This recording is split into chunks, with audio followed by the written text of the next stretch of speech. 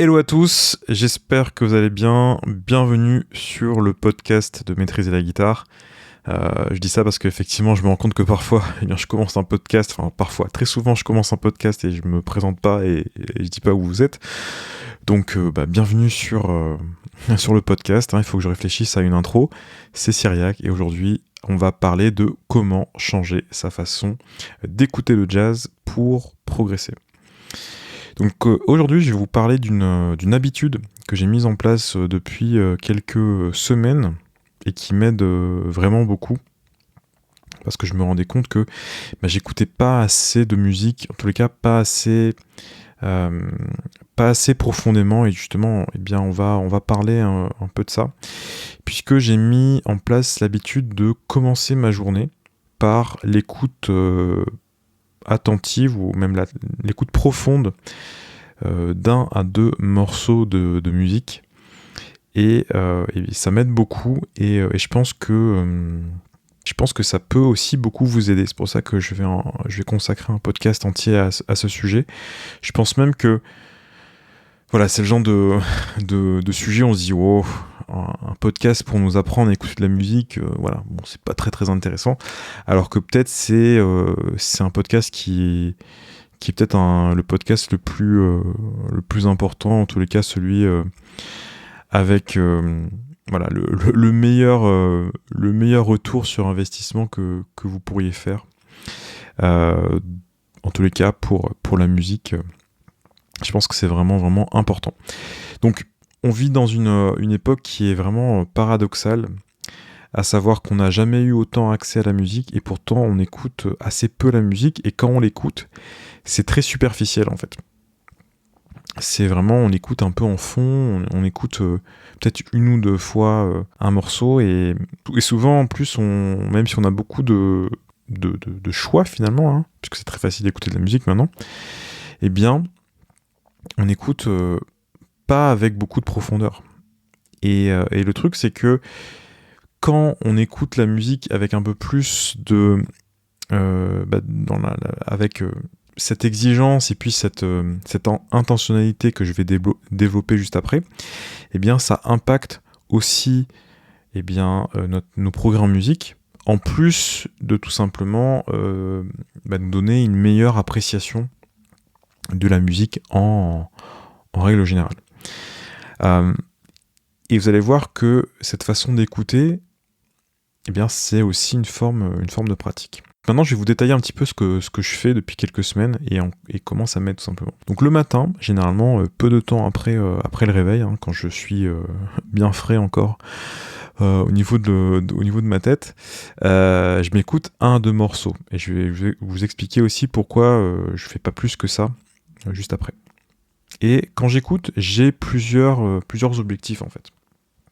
Déjà, j'essaie de comprendre globalement l'esthétique, quel est le type de morceau, quel est le courant, même si parfois il n'y a pas vraiment de courant, mais oui, globalement, est-ce que c'est un enregistrement d'un standard avec un quartet par exemple, même si c'est pas forcément hyper précis, c'est pas très grave, mais au moins j'ai une idée globale de quel est le morceau, et aussi qu'est-ce qui distingue ce morceau d'un autre. Est-ce que c'est l'orchestration ? Est-ce que ce sont les musiciens qui jouent ? D'ailleurs, petite parenthèse, j'essaie aussi de toujours savoir quels sont les musiciens qui jouent, parce que on va revenir là-dessus juste après. Ça aussi impacte la façon dont on perçoit la musique.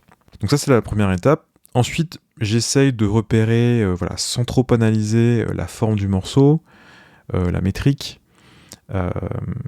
Récemment, j'écoutais pas mal de Brad Mehldau, puisque je suis toujours en train de lire son autobiographie. Je prends le temps. Et donc, Brad Mehldau, il y a beaucoup de 7/4, ou de mesures impaires. Et il utilise aussi beaucoup la modulation métrique.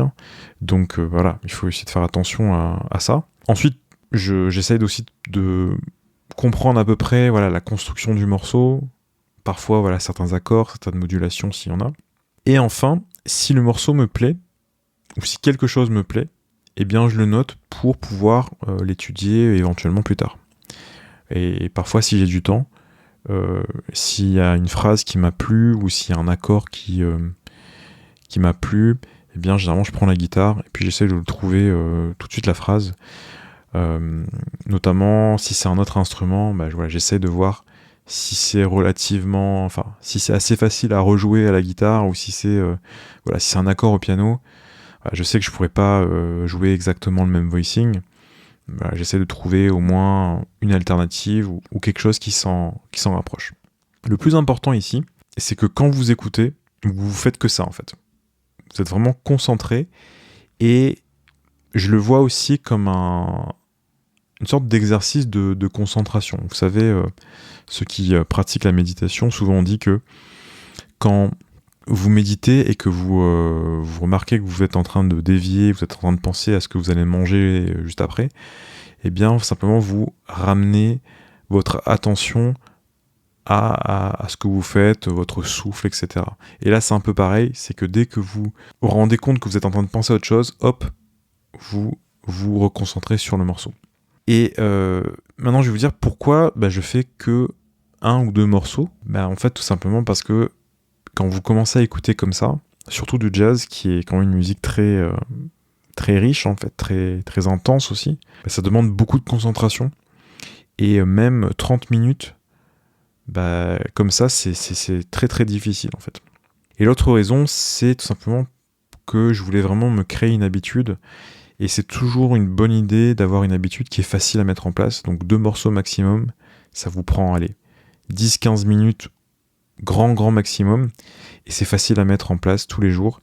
Et ça vous assure des progrès qui sont assez réguliers. Et en même temps, c'est un plaisir d'écouter de la musique comme ça. Donc pourquoi s'en priver ? Donc maintenant, on va passer dans la deuxième partie, qui est plus la partie autour de l'écoute profonde. On va dire qu'avant c'était l'écoute attentive, maintenant on passe à l'écoute profonde. Donc parmi les morceaux qui me plaisent, ce que je fais, et là je le fais pas le matin, je le fais un peu tout au long de la journée, quand j'ai une pause ou autre, et je m'écoute généralement un morceau, parfois même plusieurs fois dans la journée ou plusieurs fois dans la semaine, et là je vais faire une écoute plus analytique. Donc ça va être, par exemple, je vais écouter un instrument, par exemple la contrebasse, ou je vais écouter l'accompagnement au piano, et où je vais écouter aussi l'interaction entre les instruments. Donc mettons que par exemple vous écoutiez, Jimmy Cobb à la batterie, je vais écouter la caisse claire de Jimmy Cobb et l'interaction avec Wynton Kelly par exemple, le pianiste. Donc je vais vraiment analyser juste un seul micro-élément, on va dire, et je vais essayer de bien écouter. Je vais pas forcément tout comprendre, mais l'idée c'est de s'entraîner à percevoir la musique vraiment sous cet angle un peu analytique. Donc vous pourriez faire plein de petits exercices comme ça. Vous pourriez vous dire par exemple, je vais analyser à quel moment de la mesure tel ou tel musicien commence ses phrases. Donc j'avais relevé un solo de Billy Bean l'année dernière, et je m'étais rendu compte que il commençait jamais ses phrases sur le premier temps. Donc ça c'est un élément qui est quand même très intéressant à noter, et vous pouvez comme ça finalement découler plein de tests que vous pourriez ensuite mener dans votre prochaine session de guitare. Donc récemment, j'écoute pas mal Peter Bernstein, et il y a un enregistrement qui est pas très connu de lui, que moi je connaissais pas, mais qui est pas sur ses albums à lui, puisque c'est là où il est sideman. Il est sur un album d'une saxophoniste japonaise qui s'appelle Elena Terakubo, je crois. Et cette saxophoniste a sorti un album je crois que c'est en 2010, et il y a pas mal de standards dessus, et Peter Bernstein joue Stablemates, donc super standard de Benny Golson. Et sur Stablemates, j'ai remarqué que, notamment sur le sol set. Vous savez, dans le pont de Stablemate, il y a un sol set altéré. Et sur ce sol set, il joue une sorte d'arpège qui commence dans les aigus et qui va dans les graves. Et souvent, il fait ça, Peter Bernstein. Et tu te dis, ça serait bien de travailler ça. Pas forcément rejouer exactement la même phrase que Peter, mais plutôt l'idée, c'est-à-dire de commencer une sorte d'arpège qui couvre un petit peu tout l'instrument, hein, tout le manche de la guitare. Comme ça peut être vraiment, vraiment intéressant. Donc ce que je veux vous dire par là, c'est qu'en écoutant comme ça, en analysant ce que vous écoutez, vous pouvez avoir plein d'idées de ce que vous pourriez travailler et de ce que vous pourriez faire tout simplement la prochaine fois que vous travaillez l'instrument. Et ça peut beaucoup vous aider. Donc, en plus d'être super fun à faire, je pense que quand vous travaillez comme ça, eh bien, vous pratiquez l'instrument sans forcément avoir besoin de l'avoir entre les mains. Donc, à plein de moments de la journée où vous avez quelques minutes devant vous, vous pouvez écouter la musique de cette façon-là, et ça peut vraiment, au fur et à mesure du temps, changer pas mal votre rapport à la musique, tout simplement. Je pense aussi que ça peut créer un lien plus fort avec la musique, dans le sens où si vous vous habituez à écouter comme ça tel accord, tel intervalle de façon répétée, de façon vraiment consciente, c'est fort probable que vous allez pouvoir repérer cet accord ou cet intervalle sur un autre enregistrement, et vous allez comme ça les reconnaître, et puis quelque part naturellement, vous allez enrichir votre façon de jouer sans forcément avoir besoin de répéter ce truc-là pendant des heures à la guitare. Voilà, je vous incite vraiment à écouter la musique de cette façon-là, hein, de façon attentive, et aussi de façon entre guillemets profonde, hein, comme je vous l'ai décrit juste avant.